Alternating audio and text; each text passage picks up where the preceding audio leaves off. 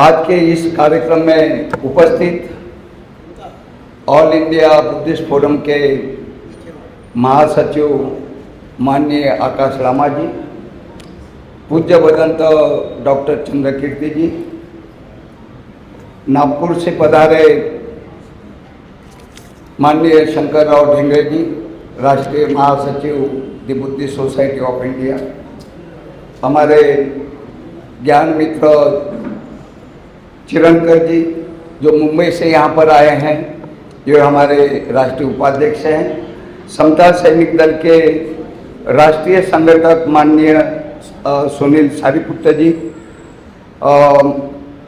राष्ट्रीय बौद्धिक प्रमुख माननीय प्रकाश दार्शनिक जी और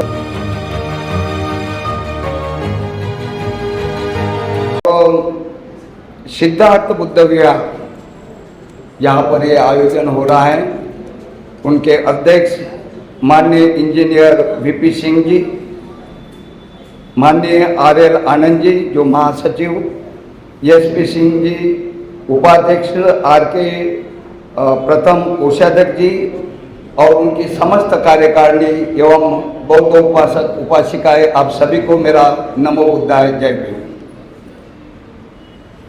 आपको ये विदित है कि ये जो महाबोधि महाविहार का जो आंदोलन है, जैसे पूर्व वक्ताओं ने कहा है आपको, 152 दिन हो गए लगातार। सर्वप्रथम 7 दिन तो हंगर स्ट्राइक, आमरण अनशन, ऐसे 6 भिक्षु थे जिन्होंने पानी और अन्न का त्याग किया था। 6 भिक्षु ऐसे थे।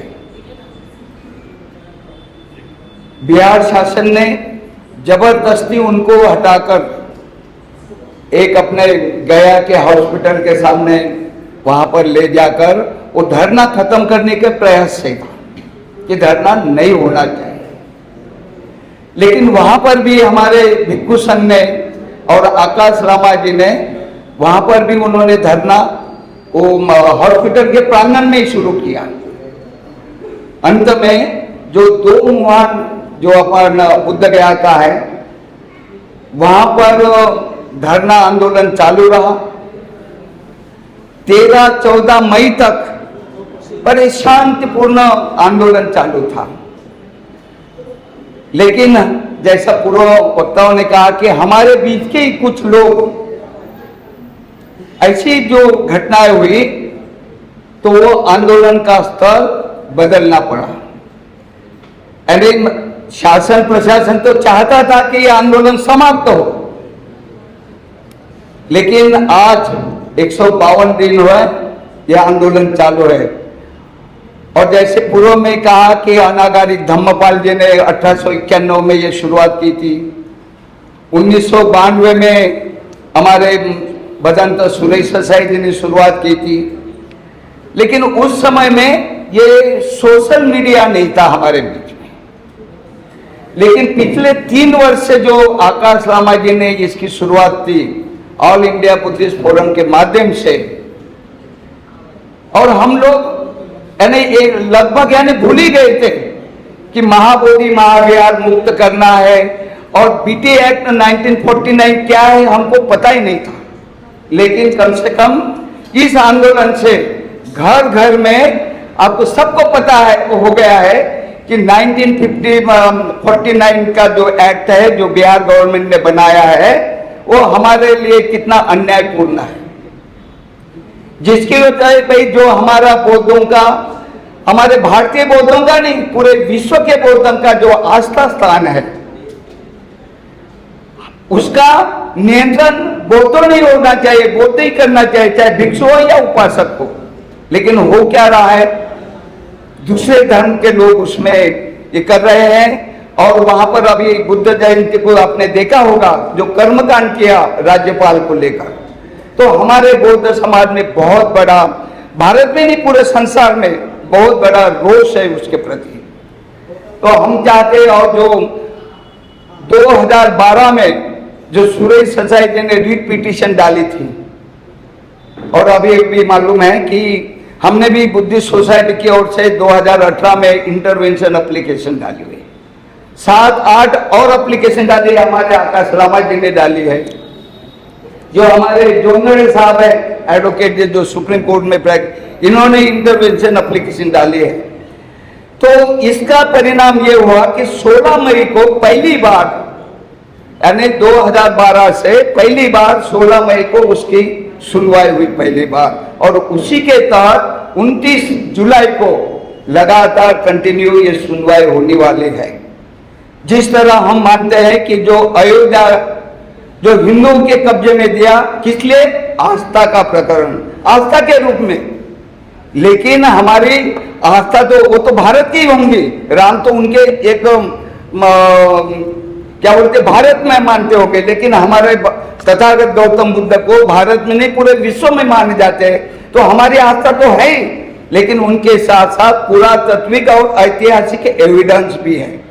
तो हमें आशा है कि कम से कम न्याय के प्रति, अगर संविधान के प्रति अगर हो जाए तो हमारे पक्ष में ये निर्णय आना चाहिए। और आकाश लामा जी और ये हमारे डॉक्टर बदंत चंद्र कीर्ति जी, प्रज्ञाशील जी, जो शुरू से वहां पे धरने पे एक दिन भी यानी अलग नहीं हुए।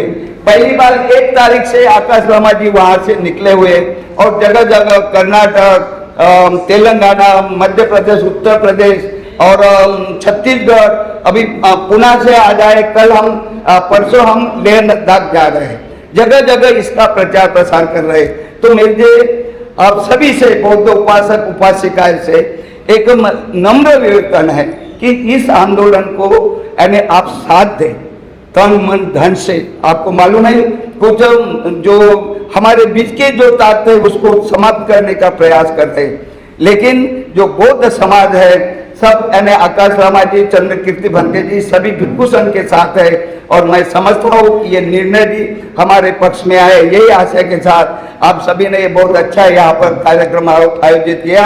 आप सभी को धन्यवाद देते हुए नमो बुद्धाय, जय भीम। हमारे चैनल लाइक, शेयर, सब्सक्राइब देखना मत भूलिएगा। जय भीम, जय भारत, जय संविधान, नमो बुद्धाय। धन्यवाद। चैनल आर्थिक समस्या से गुजर रहा है। अगर आप बहुजन समाज में बाबा साहेब आम्बेडकर और तथागत बुद्ध की विचारधारा को अधिक से अधिक लोगों तक पहुंचाना चाहते हैं तो हमें आर्थिक सहयोग प्रदान करें, ताकि हम अपने चैनल के माध्यम से देश विदेश में समता, बंधुता, एकता और संवैधानिक अधिकारों को ज्यादा से ज्यादा लोगों तक पहुंचा सकें। आप अपनी सहायता राशि नीचे लिखे खाते में जमा करा सकते हैं। खाता धारक गौतम रत्न, खाता संख्या 3169576865 IFSC कोड SBIN 0060336, बैंक भारतीय स्टेट बैंक। आप हमारे बैंक खाते का विवरण स्क्रीन पर भी देख सकते हैं। जय भीम, जय भीम।